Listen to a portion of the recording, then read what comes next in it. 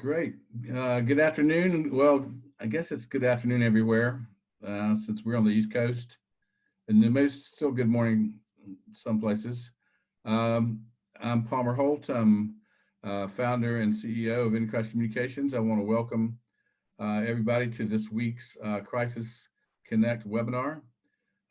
Glad to have you. If you've come before, welcome back. If you're your first time visitor, we really appreciate you taking the time to be with us. We've had some really good meetings on here. I assume, and they've all gone out on email and they've been posted in both the Facebook and LinkedIn communications professionals Crisis Connect groups. So that's a place where you can go and get the background information and the assets and resources that we've been putting out for, I guess this is maybe about our 6th or 7th webinar. But again, the whole purpose of what we want to do is communicate with each other, collaborate with each other, Christian professionals, marketing folks, development people, some executives, in the midst of this crisis, because the world's sort of been turned upside down, and it's going to be a new world sooner than later. We hope that we're going to be coming out of this, but it's important that it's a very dynamic situation, and that we talk along the way and share ideas with one another. So if you haven't signed up for those groups, please do, and keep coming back to some of these webinars, because we hope to have more in the future going forward. So let me just pray real quickly and get us started, and then I'll make some introductions. So, Lord, we just come before you. We thank you for this time together. We thank you for the body of Christ, Lord, each member, how we're interconnected, and you do that for a purpose. And you want us all to be ideally connected to you, Christ in us and us in Christ, that mystical union. And Lord, we just ask that you would, we looked at today's webinar, ask that you would lead us and you would guide us. You would bring up the issues that we need to address, and most of all, that we would get your heart and your mind on these matters. So we just thank you and praise you in Jesus' name. Amen. So let me introduce some folks that are on our staff. And again, excuse my scruffy appearance. I need a haircut really bad. I just got a call from my hair cutter and said they're not going to let her cut hair for another month. So I'm going to be one shaggy dog before it's over. Anyhow, on the call today, I don't know how your screen's ordered, but the gentleman, other than me, is Julian Lukens. He is our managing editor, senior writer, who's based in Washington State on the West Coast. And he is a Brit by birth, and he's a former journalist, and he comes out of Youth with a Mission, involved with Youth with a Mission for many years. Does some ministry work in Africa on his own, but he's a crackerjack writer and storyteller, and he's happy to have him with us. Diane Lonsdale, you've met before. She's the president of Increase Communications. Last week, she sort of held court talking about the LIFT product service that we offer. Stands for Listen, Imagine, Frame, and then Tell. That was sort of part one of what we're doing today. Part two is the T part, the telling, the storytelling part. She's going to be involved in that. Well, all three of these folks are, but we're going to talk about storytelling today. And then Christine Lonsdale just so happens to be Diane's daughter, and she works for us as well. She's our social media guru. All things digital, really knows her way around that world and can help bring that kind of perspective, because we want to when you tell a story, you tell it in all kinds of different communications channels, whether it's through the media, through social media, the web, digital products or deliverables, in-person special events, those kinds of things. So that being said, one last thing is we will have a Q&A period after these folks go through the presentation. And so there should be a box at the bottom of the page where you can submit your questions ahead of time. So please You know, if you think of some things that you might want to know, or you think the group might want to hear about, please do along the way put some questions in there that we can address after the presentation. So, Diane, I'm just going to hand it off to you and let you sort of coordinate going forward. Okay, great. Thank you. Hi, everybody. It's good to see you again. Picking up from where we ended up last week, we're going to be really focusing on that last component of our LIFT integrated brand product and service offering, which is the telling of the story. So I just wanted to start by giving you a little bit of framework for how this is going to unfold. First, we're going to, and I liked, my 3 Ps. So pillars, pivot, and proclaim. So the pillars for developing storytelling will be that we would like to provide you with an understanding and a checklist for some of the most compelling, not to be missed pillars of brand storytelling. And there are 4 of them, and we'll sort of weave that out as we go forward. Pivoting, we talked a lot about that last week from a strategic standpoint. How do you take new information and new things that you might be doing as a ministry, pivoting that story for a more timely, relevant frame to serve out to your constituents and stakeholders. So we'll be talking about that and how to capture the COVID-19 plot twist for your brand. And then proclaiming is really lifting your voice, getting your story out there, demonstrating the most effective verbal and visual techniques for telling your story in a way that captures attention and breaks through the noise. There's millions of dollars of marketing noise out there. It's a very confused marketing environment, as we talked about last week. The average American, depending on how active you are on digital media, you see between 4 and 10,000 messages, marketing messages a day, which is really astronomical. In that milieu, our voice needs to be heard, and we do that by telling great stories. And so that's what we're going to be focusing on today. We go on to the next slide.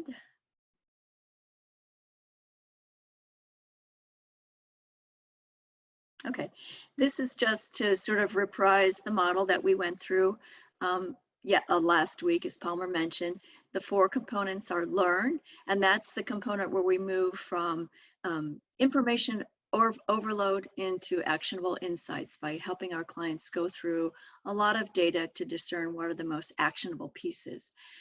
Imagine is where we sort of talked about moving from the what we do as ministries to the why that we do it, and particularly how that's evolving during the COVID crisis and as we poise our ministries for moving forward. And then the framing, we talked about the notion of horizontal frequency. That's the idea of really framing out your message across all your various media touch points so that that customer, that constituent of your ministry really hears a message that's very well woven, it's tight. It's like I use the analogy of a mosaic. So even though they're seeing something in social media or on your website or through a PR news release, that it all integrates and makes a beautiful picture of your brand. And then finally for today, the telling the story. How do you take a brand voice and turn it into an active and engaged presence? And so that's what we'll be talking about. So moving forward in the tell the story, the 3 steps that we talked about were igniting the news, and how we do that mostly from a PR standpoint. How do you dominate digital, which is such an important medium right now in today's world, and particularly now as we're not able to get together in person. And then how do we optimize ongoing through looking at the metrics and the ROIs that'll help you optimize your messaging. Within each one of those steps, we have various elements that we use. So for igniting the news, we're going to be talking to you and showing you some news releases, feature stories, opinion pieces. We also help our clients secure radio and TV interviews, which is a great way to sort of get that third-party endorsement as well and get your message out there. And then talking about the earned dollar equivalencies as we ignite the news and really provide a lot of free media exposure to our clients if you consider the amount of earned media that you're able to get through PR. And then dominating the digital, we'll look at email, digital ads, digital sponsorship, social media, and media influencer campaigns. These are all ways to get that story out from a digital landscape perspective, integrating with the igniting the news component. in a way that's of its own voice, but still tells that integrated story. And we'll get into some examples of how we do that. And then, of course, to optimize on an ongoing basis through all these analytics that are available to us. And the circle repeats, right? So we don't want information overload, but we want something that's very actionable, helps us fine tune our message as we go forward and make it that much more relevant to the target. So again, I'm going to hand off to Christine at this point, sort of launching off from the idea of what makes a good story. We talked last week about thinking of your brand story as something you would tell your family or friends because it interests you. And how do we capture the minds, hearts, and then hopefully the actions of the constituents that we're hoping to reach. So with that, I'll just end on the 4 pillars of great storytelling. And just to, if you go the next slide, which is attention, authenticity, empathy, and action. So how do we engage people's attention, their minds, break through the clutter, develop authenticity and a real connection with people, develop that heart attachment that I talked a lot about last week, developing empathy with your readers or listeners, and then motivate them to action. So with that, I will turn it over to Christine. Hi, everyone. Thank you so much for being here today. So I'm going to go ahead and jump right into the first pillar of storytelling that we talked about, which is attention. Attention is an important aspect of storytelling because if you want your story to be heard, you need to be able to capture the attention of your audience right off the bat. If you aren't able to capture the attention of your audience, your story is going to have little to no impact. Conversely, if you are able to capture your audience's attention, you'll be able to inspire your audience to impact change. This is especially key for all of us working here in the nonprofit space where we are totally reliant on donations and volunteers. Okay, so the first aspect of attention is to grab your audience. Think about the last time you sat down to read something. Did you keep reading the full story or did you click out, keep scrolling, or otherwise exit the story? If the headline and the first 2 copy lines aren't intriguing to the reader, they won't continue, no matter how good the rest of your story is. Keeping your sentences short keeps your audience focused. They won't get lost in the weeds like they would in a story with tons of rambling sentences. Here's a good tip. Once you finish writing your story, read it through aloud.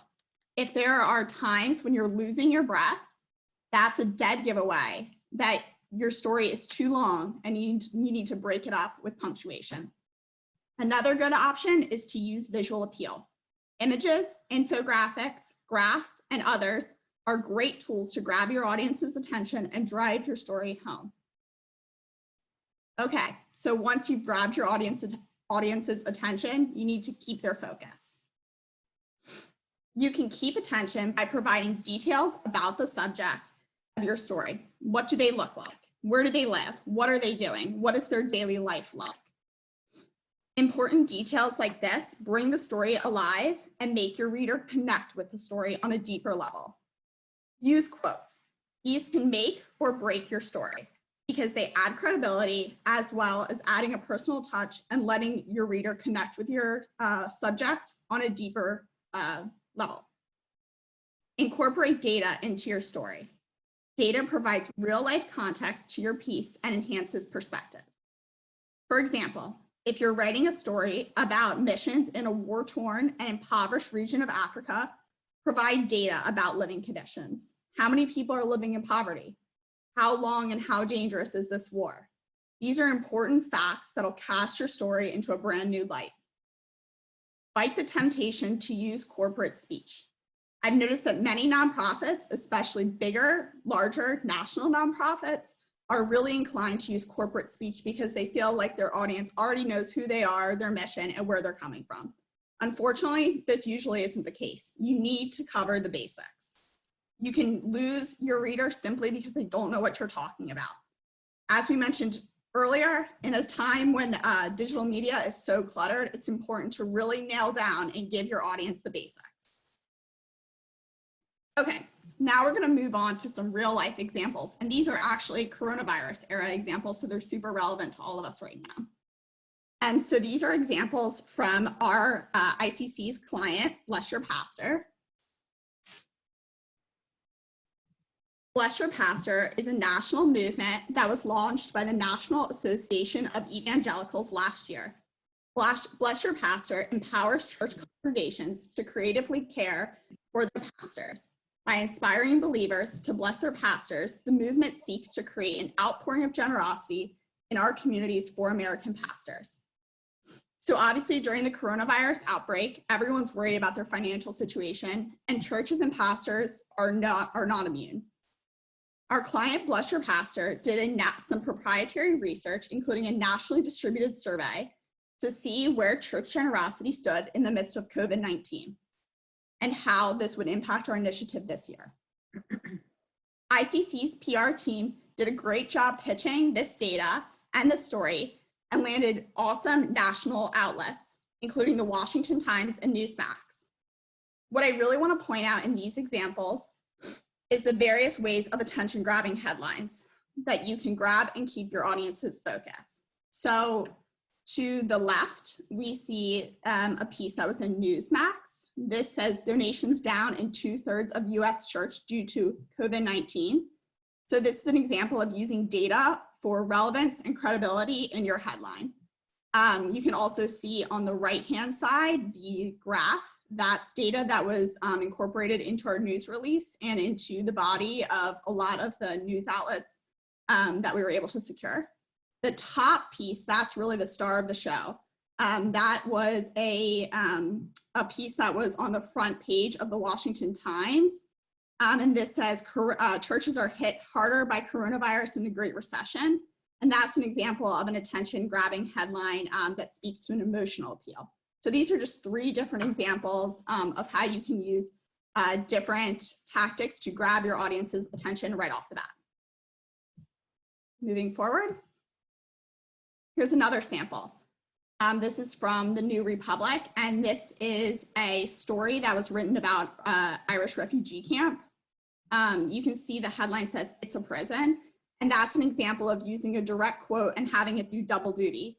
So the quote is taken from a person that was interviewed at the refugee camp, but now it's serving also as a headline. So it speaks to an emotional appeal, and it speaks to the real life situation because the quote is from someone who's affected.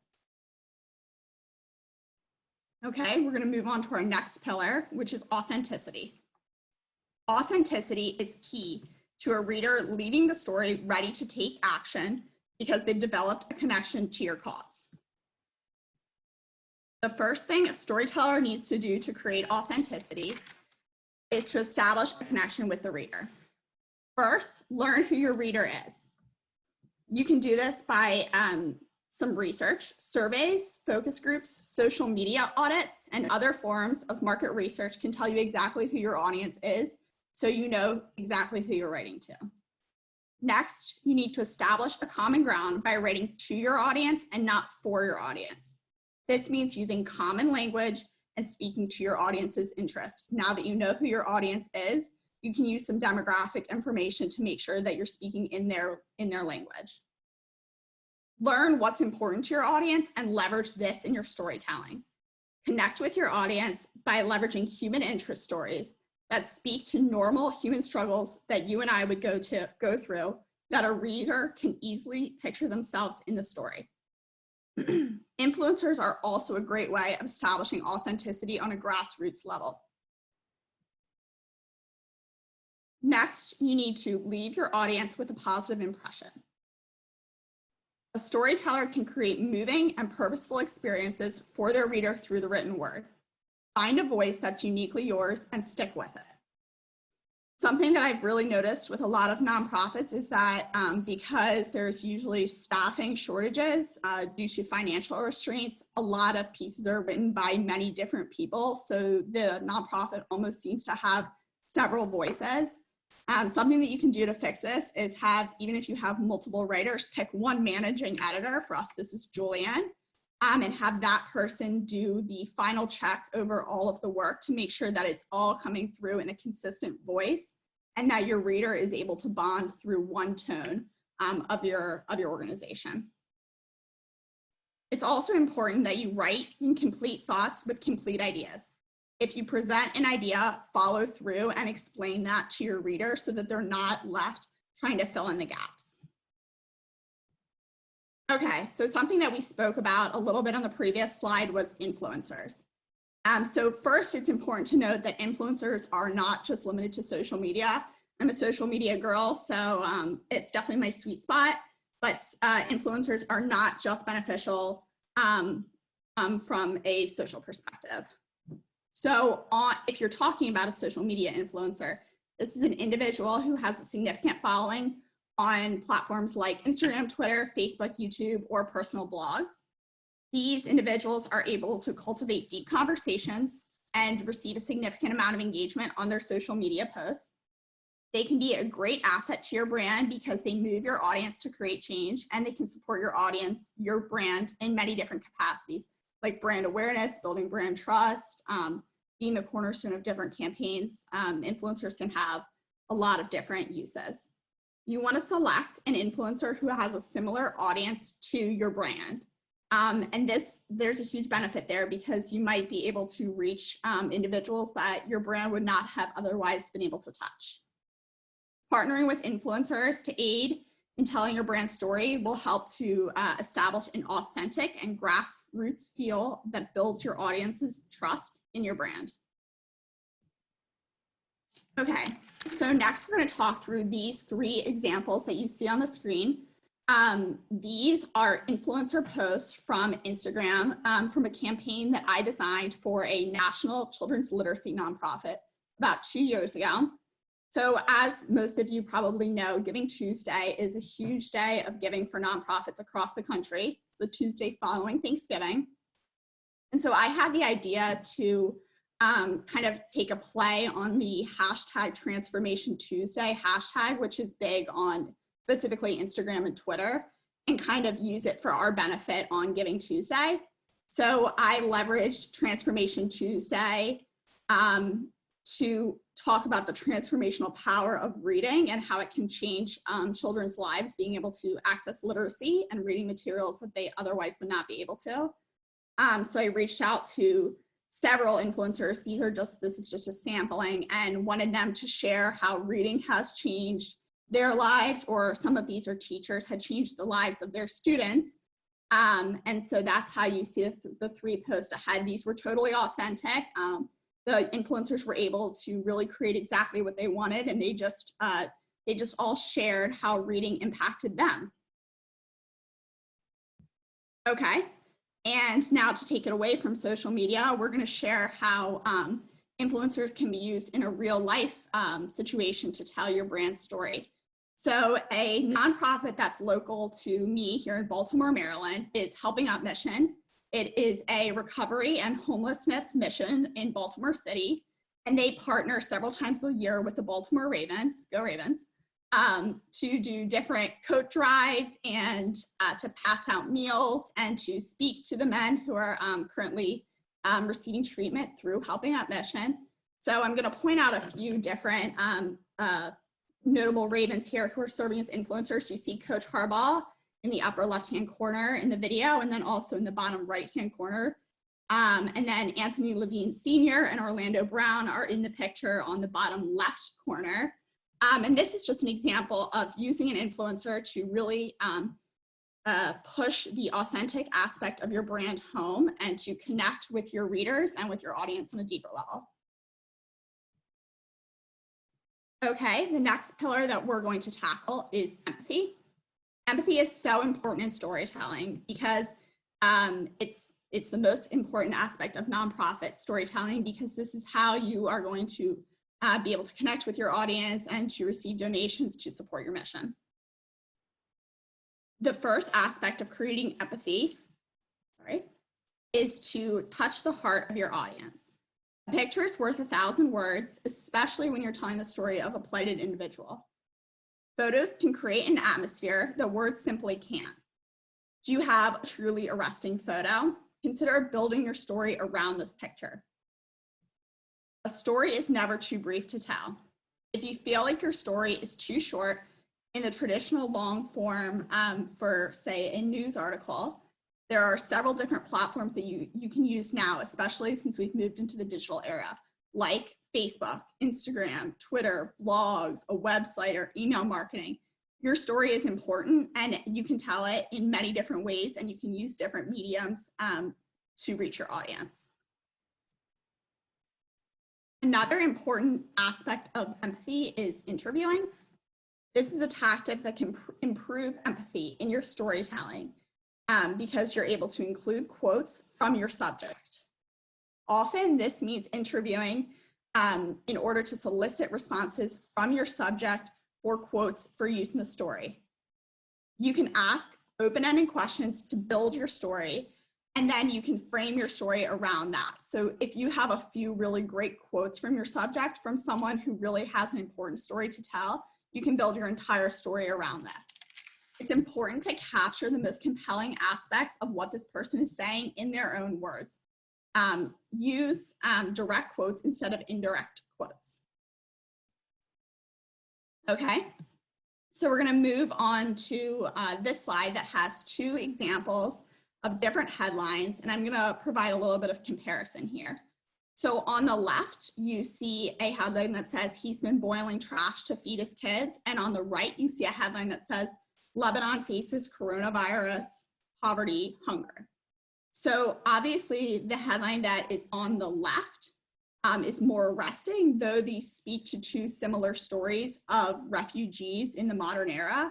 The story on the left details how a father has been scrapping food out of the garbage to be able to feed his children as they live in a refugee camp. But the story on the right, even though it probably has similar legs to stand on, it doesn't get to the audience's heart because the line is so brief and it doesn't provide any detail to the user.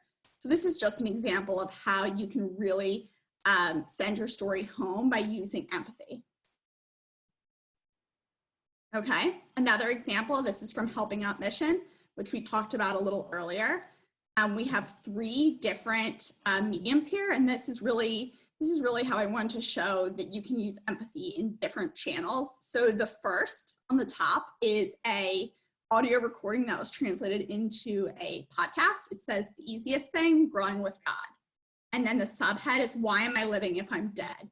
That's such a powerful sentence, and that speaks to an audience and captivates them and makes them want to learn more. They want to learn what this man's story is, what's going on, how can they help?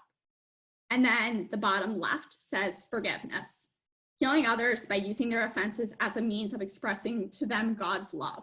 This is also powerful, and it really speaks to your audience. And this is an example of using Facebook to tell a shorter story paired with a graphic. And then on the right, this is a blog, another different channel, and it says Valerie can be a father again. So that also makes you think like, oh, why was he not a father before? What can I learn about this? And it encourages you to read more about Valerie and his story. Okay, the next pillar that we're going to tackle is action. Action is what it means to move your reader from passiveness to advocacy. The first way you'll move your audience is to take action, and to support your organization is to inspire impact. If you uncover a challenge, you need to provide a solution for your reader. The reader needs to close their laptop or exit your article, inspired to support your organization. It's important not to beg for support, which is extremely common with nonprofits, but to tell your story and to frame your story in such a way that the audience feels like they need to support your nonprofit.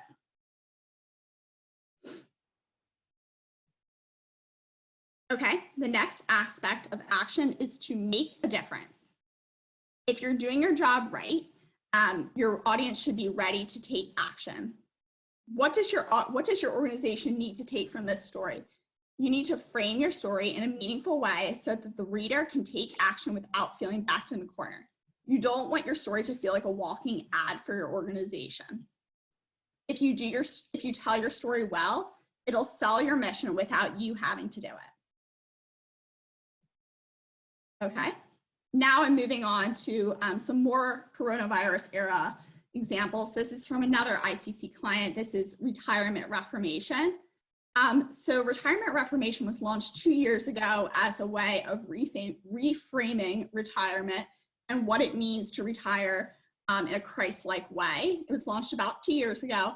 And recently, in the era of coronavirus, the nonprofit's leader, Bruce Bruinsma, had a great idea to totally revamp retirement, the thought process of retirement during coronavirus, and to take seniors from vulnerable victims to survivors and to thrivers. And so he's been doing some interviews, some blogs, he's hosting a webinar, and these are all intended to reach seniors with this important story that you don't need to be a victim of coronavirus. You have a great story to tell. You're a survivor. These people have survived wars and other terrible travesties before, and they can provide really valuable insight to all of us moving forward.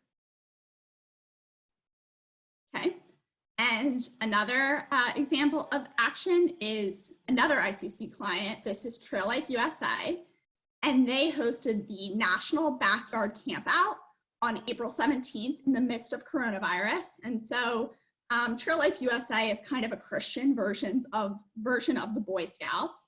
And they do a lot of outdoor activities, which are currently on pause because of coronavirus. And so they had a fabulous idea to do National Backyard Campout Day.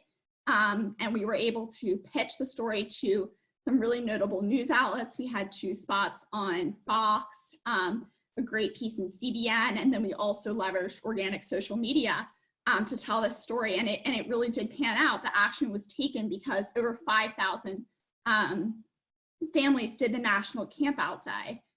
So this just really speaks to being able to tell your story and to move it forward with action. So with that being said, I am finished, and I will go ahead and turn this back over to Palmer for our questions. Okay. And Julian, is it something you want to say anything about at this point? Hello, everybody. No, just to reinforce something that Christine was saying there, I think it's really important to remember that we're looking to keep our storytelling in a very conversational tone. And one thing that a lot of organizations can fall into the trap of doing is this, what I call corporate speak. We tend to use corporate language in our storytelling, and the two do not go very well together. So remember to keep your storytelling conversational in nature. I always say to people, you know, this isn't a technical report. It's not a journal for a technical readership. You know, you're not Mr. Spock reporting to Scotty on the bridge of the Star Trek Enterprise. You know, you are speaking to regular readers. So just keep everything informal, keep it chatty, keep it conversational. Right, great, good point. And also another word in our world for corporate speak is Christianese.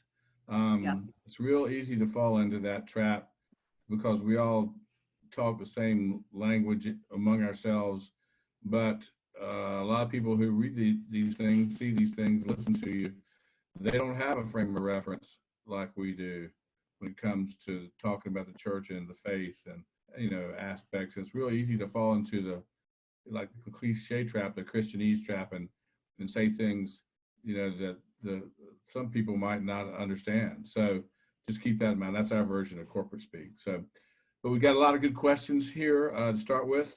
And let me ask this first one. It says, how can you find influence to support your brand? Where do you go to find those influencers? That's a really good question. If you know, who do I go to try to get them to help? So maybe Diane or Christine, might be a question for one of you. Well, I think that what I was speaking about earlier, it depends what you want to use the influencers for. Probably the easiest place to start is on social media. I've had really great luck just doing general research on social media, like on Instagram, on Facebook, and finding influencers who represent similar values as your brand and just reaching out to them, send them a DM, shoot them an email. A lot of them are going to be more than happy to help. Keep in mind, some influencers, this is how they make their livelihood. So they might want some compensation, but a lot, especially for nonprofits, don't expect compensation. Right, and that's like maybe a couple of different tiers of influencers. Those that are sort of in your stakeholder universe, to where you have relationships already, where they're just basically your friends, and you know, people that you network with, or the people who know you already. You know, you want to sort through the ones that are warmest first, I would think, and then, you know, reach out to others who may, you know, you may come across, and you may, you know, have a mutual ping together, and all of a sudden they want to support you. So I guess a couple of different ways to go at that, but you know, those that you know and those that you aspire to know. I'd say also from a strategic standpoint, we talked about the what and the why. So brainstorm with your team on the why. What celebrities, or what even community figures, or like sports people, you would be surprised, are passionate about what we're passionate about. And if they're passionate about it, you're more than likely to get them to align with your mission and want to, because of that passion, spread the word about the ministry. And I think especially in the Christian space and with ministry clients, it's much more advantageous to do it that way than to try to incentivize an influencer on behalf of your brand. Great. And it conserves everyone's budget too. Right, okay.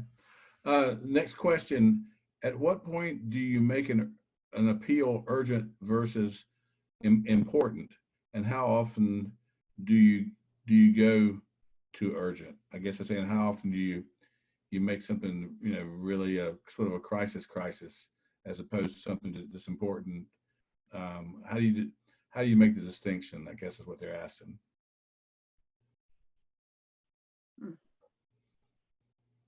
That's a really good question. And I think that we're talking about the arena of fundraising. It sounds like. That sounds, you know, an appeal, I guess, would be a fundraising appeal. Yeah.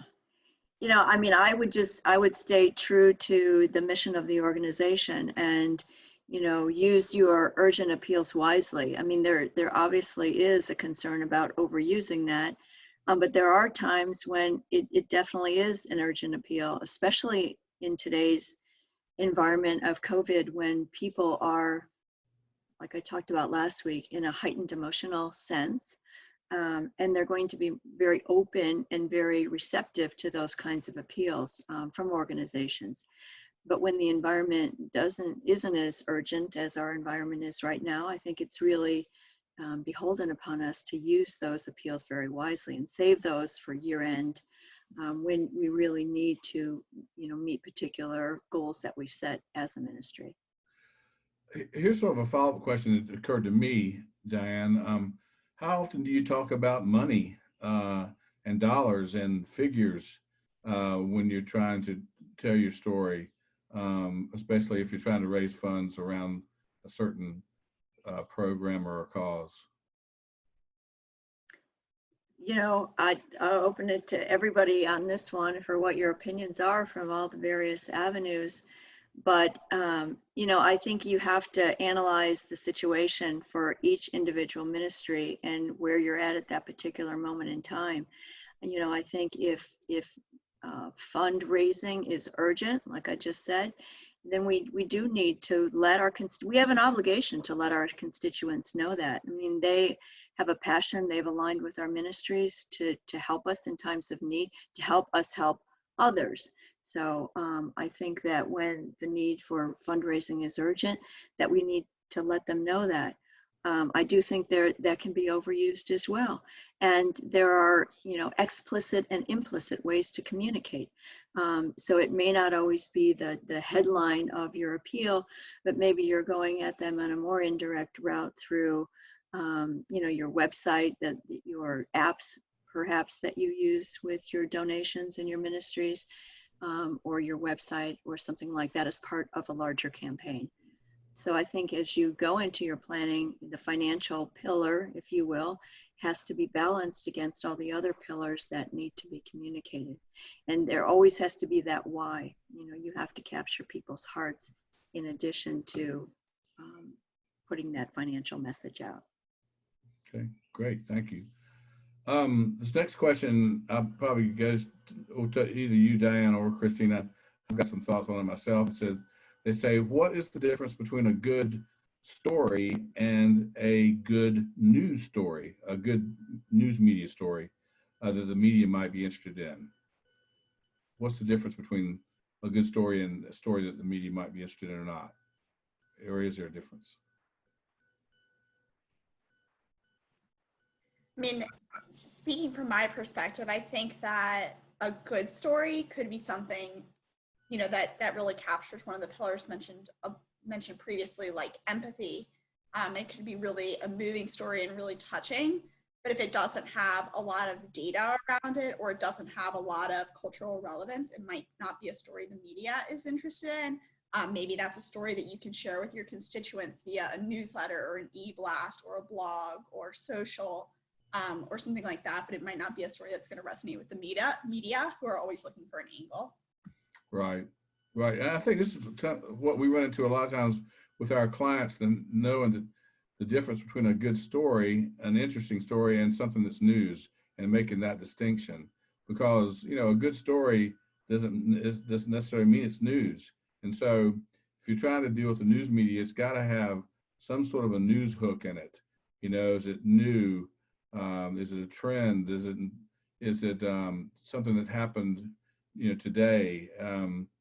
You know, whereas a story, a great testimony is a great story, but it's not news. So it's real hard, and sometimes it's hard to explain what, you know, when we're looking for news hooks, that we need something that the media says that's news. It's, you know, it's something that the world needs to know about, as opposed to someone might find interesting. So, but we're really good at, we're ex-news people, we're ex-journalists, and we know what the media is looking for. So we can help folks, you know, find that. And so, and a lot of times a good story will make a good news story, but it's not necessarily a given. And a lot of good storytelling is around anecdotal, you know, evidence, like a story that it's important to be even part of a news release as an illustration, but the story in itself is not, you know, sometimes it's not, doesn't rise to the level of news. And that's who we're trying to get past, these gatekeepers, these editors and producers, and show hosts, but it's got to rise to the level of someone seeing it as news. Just because it's important to you or to me, or even important to God, doesn't mean it's news to them. So it's my 2 cents. Here's a good question. How do you tell the same story differently to different stakeholders, constituencies, or audiences? Do you know, how do you bend that message? Diane, Christine? Yeah, I think it starts, that's a really good question, by the way. I think it starts with, like we've all been talking about, an understanding of your constituents. So for example, I think I touched on last week, I was involved in a strategy development where we were looking at people who were internal, you know, so we've got to think about our communications, even starting with our internal staff and people who are close to our ministries, and then donors, and then prospects. Well, there are certain things, you know, kind of these overarching themes of our ministries that they're all going to be interested in. But they may also have particular areas that they may not be as interested in. And you have to really understand those. And that's where we talk about message integration. Like, how do these different messages integrate under an overarching theme? So for example, when I did the strategy work, the prospects that we found were much younger. They were a little bit more contemporary minded. They were much more involved in digital media. And our core donors were sort of the opposite, really. They were older demographically. They were oriented a little bit more to traditional media and direct response media. Direct mail media, and, you know, less into digital. So we had to sort of tailor our message by those various media, giving the younger people a more digitally timely kind of message, with some more youthful types of orientations to them, and still have it appeal to the older core donor who was much more interested in kind of the founding theologies of the ministry. And the prospects were too, but they were also really interested in local impact and how does this affect my community, where I live, my neighborhoods. And they had slightly different emphasis. So it was all part of the story, but it was just that we may have emphasized different parts of that story in a little bit different ways. Right. And the message is the same. I always go back to, Paul said, I'm all things to all people, but that I might win them to Christ. He didn't speak the same way to, the gathering in Athens as he may have said to other groups. He tailored his delivery to the audience and put himself in their shoes. He was willing to modify what he said or how he said it in order to get it best across culturally. I mean, missionaries do this all the time. Mm-hmm. It's about being, you gotta come be part of the culture to be received. And there's subtleties. You want the same message to come through at the same time down different channels, but you tailor them. The same size suit doesn't fit me that fits Julian. We're different size people, so we need to right size our messages to the right audiences, stakeholders, constituencies. Mm-hmm. This next question is a good question. It's sort of subtle, but it's a good one. It says, how can we keep things relatable in our stories when our ministry needs are very specific? Say a minister, it sounds like they do something very specific, but it might not be easily relatable to other people. How do you handle that kind of thing? Mm-hmm. I can take that question from a strategic standpoint, and then maybe Julian or Christine wants to jump in. But I always take it back to the what and the why. The what of your ministry might be, very specific, might be very, very, very narrowly targeted. But I would suspect that the why has a much broader appeal. So, for example, we talked about the senior industry with our client Retirement Reformation. Well, when he came out with the senior challenge, and we didn't play the video, but one of the things he said is, if you are a senior, if you're approaching retirement, or if you know or care about someone in retirement, then this idea of, helping seniors become advocates and really relying on, pressing into their wisdom and experience as opposed to seeing them as victims will be interesting to you. So just in that one sentence, he took a very narrow target and expanded it, I don't know, tenfold. So, and he said that's a very large example of the population. So just know that even though your ministry may be very specific in the needs that it meets, the way it touches people could be much more broad-based. And that really calls us to even more so heighten the why over the what, because at that level is where you find unity against, all of your target markets. So that would be my thought on that from a strategic standpoint. Great. Okay, next question is a good one too. How can we share our message to capture people's attention when our message is pretty countercultural? So that's an interesting question. You got something that's different or unusual, you're trying to get it across, but it could be easily lost in translation. How do you handle that kind of thing? These are really good questions. Some of them are stumpers, No, I think this goes back to what we talked about last week too with the LIFT acronym, starting with the learn. If you remember, one of the things that I talked about when we looked at situation analysis is looking at your constituents, any competition or what we would call alternative ministries that people could turn to, the culture and how your ministry may have changed or evolved over time, or particularly during COVID. So it makes me think about that cultural piece. If you really need to look at culture and look at what the mega trends are, and then look at your constituents, against the backdrop of culture. if it's culturally relevant, then you need to sort of frame it in its best light according to what's going on in culture. If it's truly countercultural, then I think you're dealing with a question of how do you target that message, and how do you, again, look at the what and the why. The what might be culturally, culturally limiting, if you will, or maybe it's not as inclusive as culture maybe in this day and age. But if you look at the why, again, you may find that it's not as culturally irrelevant as you think. So that's what I would say, is to really look at your organization and what it is you do and why you do it from a cultural perspective, but also interpret it from the why, because it may not be as limiting as you think. Right. Well, I think it's also important to, start from where people are and help them understand how you get to countercultural, or why, in the end, they'll understand it, but you just have to unpack it. But you start with where their understanding starts, and then sometimes you have to educate before you can communicate or activate. So education could be a big part of, why something you may do that may on the surface look countercultural, but it's exactly what, the doctor ordered, or what God has in mind for this particular initiative. So Yeah, that's right. Got time for a couple more quick questions.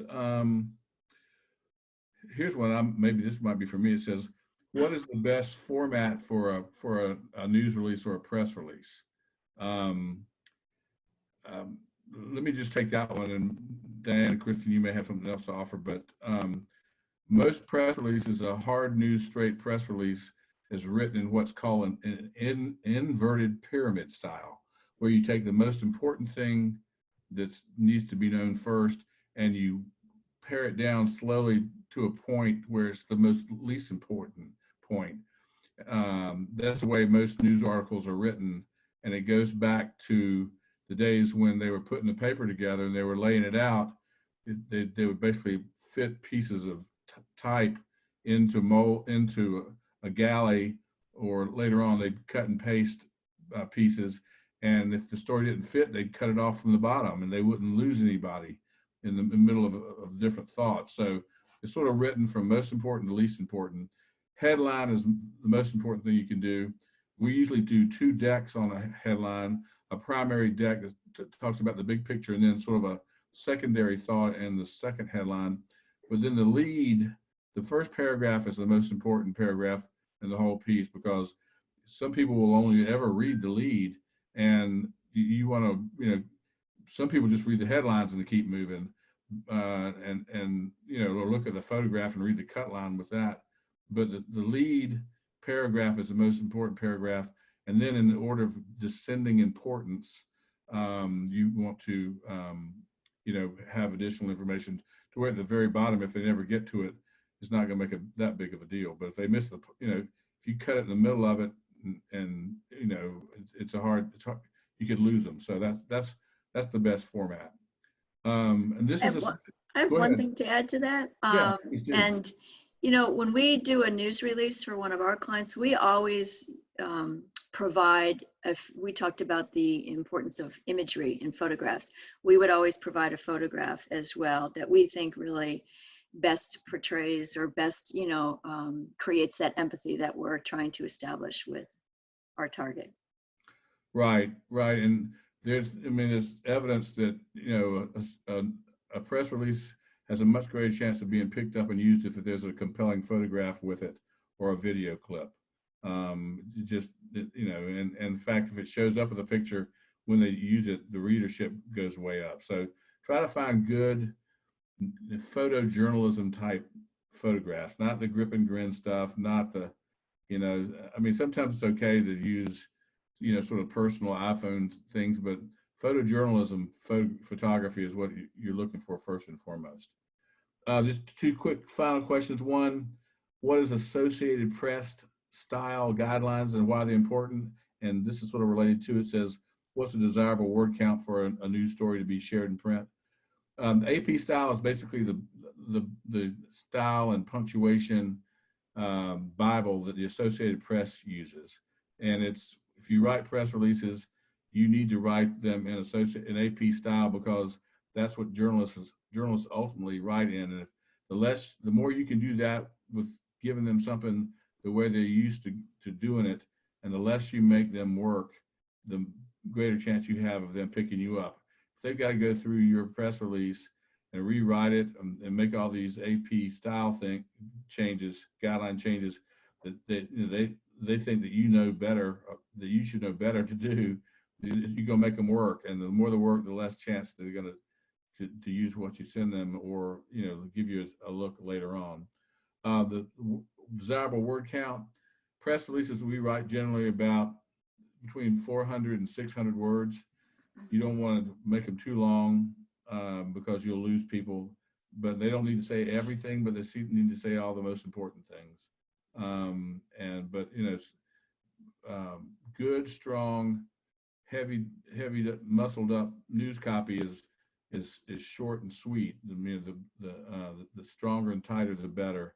The more you can say using the less words, the better, because it's work for somebody to have to read it, and they're not looking for more work. So anyhow, well, listen, we got 4 minutes till we're done. I just wanted to close and just thank everybody for coming, being with us today. We will be putting this back out through emails and on into the working groups on Facebook and LinkedIn. We'll likely have another webinar next week. We're trying to debate on got a couple of different topics we're noodling over, but we'll let you know where we land on that. Please join the groups if you haven't done that yet, and if you want to take advantage, we have a free strategy sessions. If somebody wants to talk deeper about a particular issue, we're happy to talk to you there. So that's it from In Christ Communications this week, and we appreciate you joining us. And be sure to take part in those groups and talk among yourselves, and we'll get this presentation out to you the next day or two. So have a great week. Take care. Lord bless you. Bye-bye. Thank you.